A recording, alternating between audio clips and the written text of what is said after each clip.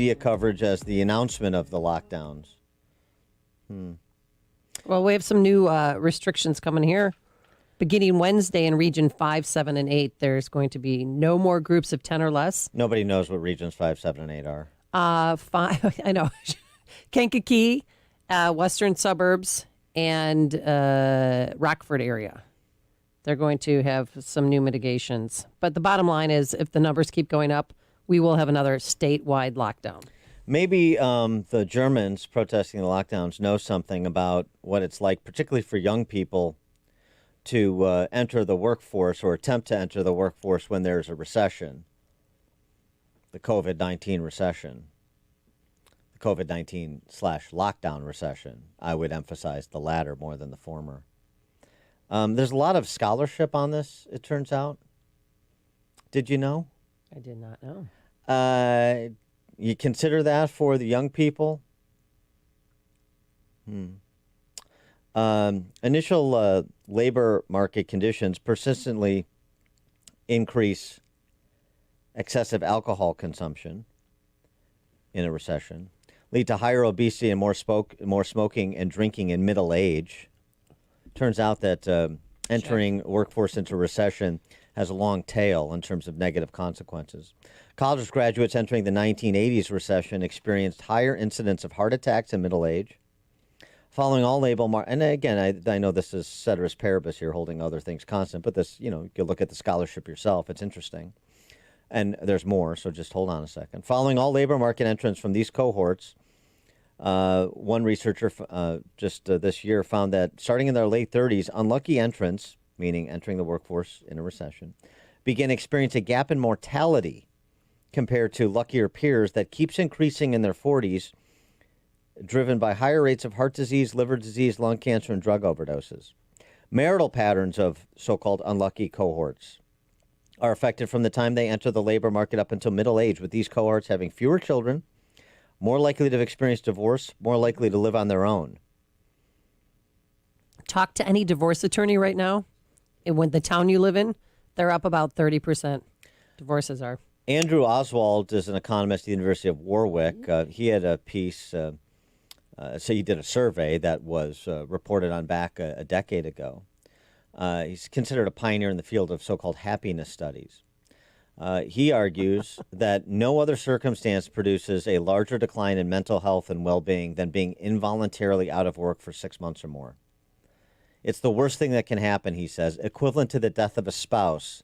It's a kind of bereavement in its own right. Only a small fraction of the decline can be tied directly to losing a paycheck. Oswald says most of it appears to be the result of a tarnished identity and a loss of self-worth. Unemployment leaves psychological scars that remain even after work is found again. And because the happiness of husbands and the happiness of wives are usually closely related, the misery spreads throughout the home. Especially in middle-aged men, long accustomed to the routine of the office or factory, unemployment seems to produce a crippling disorientation. Well, we've seen this play out with the literal decline in life expectancy a couple of years ago for middle-aged men during the recession, particularly those in the Rust Belt that were associated with blue-collar type work, factory work, when before the sort of manufacturing renaissance that has been ushered in over the last 4 years. It's really prevalent. I know on All Saints Day at our church, you put up flags for people who have passed, but people were grieving things like hugs. I'll never take you for granted again. Another flag said, goodbye to the job I loved and brought me such happiness and security. I loved spending my time with you, my life with you, and making a difference in this world. Like, people put up different things that they were grieving, and a lot of it is the pain and anxiety of losing your livelihood and your work and what you have a passion for. So, again, this issue of opportunity costs to be paid, trade-offs to be made, that those on the left, generally speaking, refuse to make. Just refuse to make. Okay. So I guess if we don't acknowledge them, they don't exist. Well, it turns out they do. For more on this in the context of the promising report from Pfizer yesterday that led to a significant market rally, we're pleased to be joined by Jim Iuorio, CNBC contributor and restaurateur, proprietor of Brant's and Palatine. Jim, thanks for joining us. Thank you for having me. So what about yesterday? Let's start there. The good news from Pfizer, 90% efficacy as their potential vaccine in these sort of intermediate trials. But you're still talking about the projections into the late first quarter of next year, even if all goes according to plan, that the vaccine is widely disseminated and taken. And so what's your market outlook against that backdrop? Well, I've been saying this for the entire 6 months. The news of the vaccine will be great and will have great implications for like a return to normalcy down the road.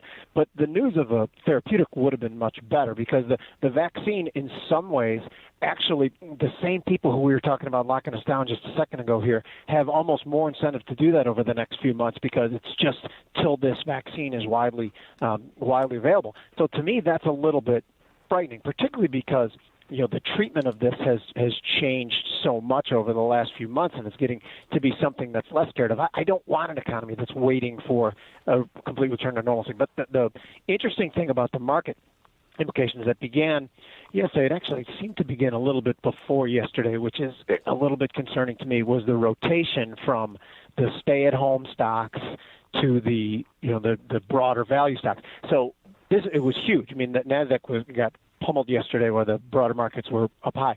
So the question for me from a stock market standpoint, and I'll get to the economic standpoint in a second, is that this is going to be a hard, tightrope to walk to be able to deal with this enormous rotation. But the economic impact, I think that it's a good thing.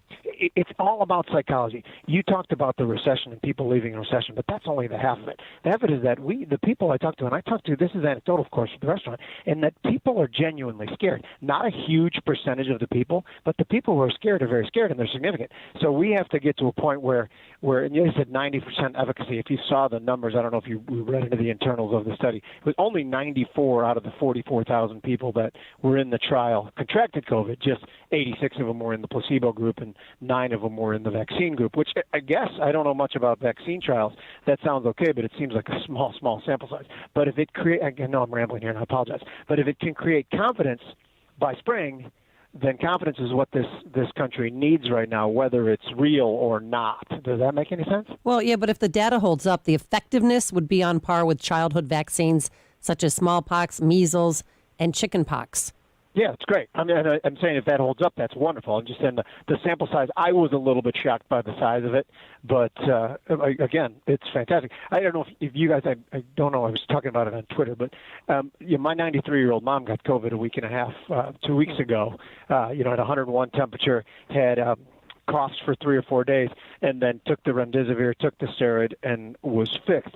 So, again, I just talked about small sample size. That's a sample size of one. Mm-hmm. She's 93 years old. But my point is, I'd rather see a lot of news stories about therapeutics that are working and cutting this, cutting this. Eli Lilly. The point is you're learning to live with it. That's ultimately the point, and that so we stop treating for the percentage of the population. I don't know what it is that treats this as some sort of death sentence. For God's sakes, they're that addled by fear and ignorance, and usually the two go hand in hand. Yes. We do. Your mom is an anecdote or sample size of one. That's anecdotal. 60 million infections and a 99.98 survival rate for people under 50 is not anecdotal. And, and apparently it's not repeated enough because people seem to be stunned when you tell them that. when this is reported. I don't know. But here's the other thing, too. Part of this, it just seems to me as there's people in positions of influence that have platforms, and they're a la carte COVID enthusiasts. They like to preen before the camera or before the microphone, and it's all for social acceptance. And then when away from prying eyes, they defer to convenience and common sense, and they enjoy their life. And how many pictures have we seen about the same people scolding you about masks, sitting at a table with 15 of their friends outside, 3 inches apart, enjoying dinner? I mean, there's so much of that going on, but it doesn't pierce the political class because there is a political agenda here. I just I know And we don't want to we don't want to raise the specter that somebody could be doing something for less than meritorious ends. But for goodness sakes, how do you otherwise reconcile what I'm describing? So funny that you mentioned, because the psychology is so simple, and I know this because I'm weak that way. I like when people are listening to what I have to say, and when everyone's like looking at me like I'm the smartest guy. It's awesome. So the notion that those people would keep talking just because they psychologically are reinforced by being in the public eye is obvious to people who fall for the same thing. So to me, you see it, and it's just amazing. And when you see pictures of Dr. Fauci not wearing a mask at the ball game, yeah, of course, it not only is it not, I mean, it makes perfect sense. You put these people in the public's eye and like you're going to save the world. Guess what? A lot of people want to be thrust into that role as the world saver. You know what I mean? It just makes it's perfect. Yeah, but don't you think some of these politicians and, public policymakers are enjoying the time in the spotlight too much? I mean, Dr. Fauci yesterday was on with Kim Kardashian and friends. Are you kidding me? God. I mean, it was bad enough he's on the cover of some like Vanity Fair magazine. Now he's doing that. Yeah, there's just something that just smacks so wrong of that. It's unbelievable. So, yeah, and again, we talked about the different motivation. One, that's just the psychological motivation from a micro. But then when you look about someone like J.B. Pritzker, who from the beginning started giving speeches about how COVID destroyed the economy in Illinois, and you look at different political motivations, well, that was awful convenient considering he was standing over something that was mostly rubble to begin with, and then a hard wind came and blew it around a little more. I'm like, hey, that wind destroyed everything, didn't it? So motivations, if you just start looking into it, and it's not always just financial motivations, it's psychological motivations.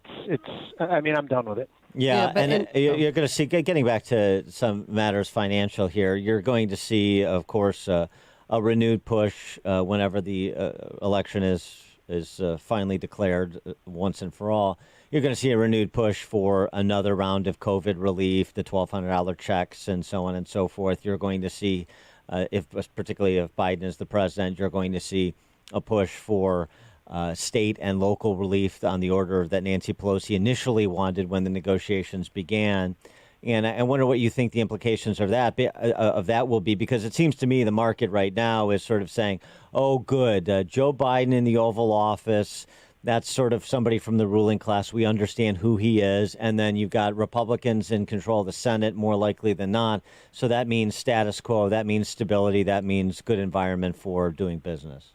Yeah, to put a finer point on it, what it really means is that both parties are big spenders, and with the Democrats viewed as bigger spenders, and many of them are devotees to the modern monetary theory, which we've talked about on this show. So with the Democrats and the Republican Senate, what the market seemed to believe was that we'll get the spending push, but then the Senate will block any corporate individual tax increases. And the corporate tax increases, for Joe Biden to be speaking about them when we're in the midst of a pretty bad self-induced recession, it blows me away, particularly when the MMTers talk about how taxes aren't necessary for government spending. Just deficit spending is fine as long as we don't identify inflation anywhere, which is a whole different topic, which is comical, and we could go on that for an hour. But the notion that they were going to raise corporate taxes seemed to me to be like shooting ourselves in the foot almost intentionally.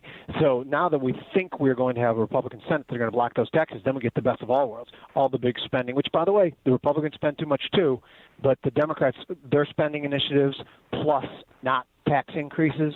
So that was the perfect recipe for the stock market for a while anyway. Now, keep in mind, the stock market's been having some trouble the last 2 days when we were talking about that rotation. Many times when all the perfect news, vaccine, the perfect recipe politically for risk assets, which isn't exactly a good thing economically, by the way, but when all that's priced in, sometimes it's time then for a bit of a correction. I'm not saying it is. I actually don't think it is.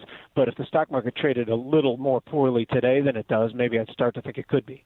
Can we go back to your business real quick? Because Tier 2 is right around the corner. Tier 3, which means elective surgery suspended, gyms will close, salons, personal care service, non-essential retail may close, and takeout only for restaurants and bars. I know you do a great job because people in your community support you, but there's going to be restaurants around you that are going to close and never reopen again. Oh, of course. So, and we know a lot of people in the restaurant business, and just talking to them, they are absolutely backs to the wall. In their mind, there's just, we will defy everything we have to stay to stay solvent. And they have to. I mean, I understand that completely. If the punishment is that you lose your liquor license and you lose your restaurants, but you're going to lose your restaurant anyway, well, of course, defiance, just seems to make sense. Every time you pass oppressive, draconian, sorry, it's early morning for a tough word like that, draconian laws, you're creating a different set of criminals. I thought we learned that from Prohibition, but apparently we didn't.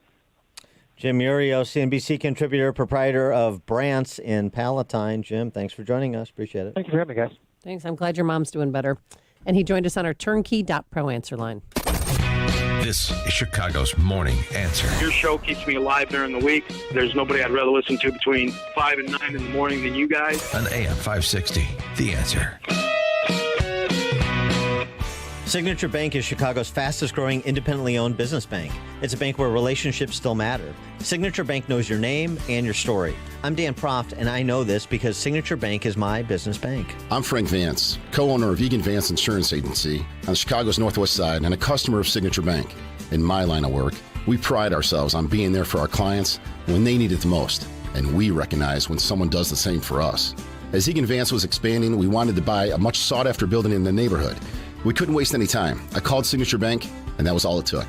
I didn't have to talk to multiple people in silo departments with multiple forms to fill out. One call did it all.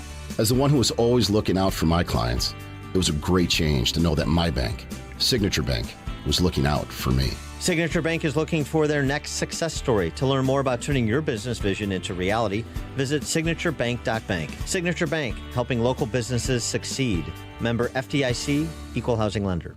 Oh, you know how much I love MyPillow and how much it's changed the way I sleep. So when Mike Lindell came out with the new mattress topper, I couldn't wait to try it. And I have to say, I don't know if I love MyPillow or the MyPillow mattress topper more. It's that good. So get ready for some of the best sleep of your life. Mike's exclusive 3-layer design includes the MyPillow foam for support, transitional foam to help relieve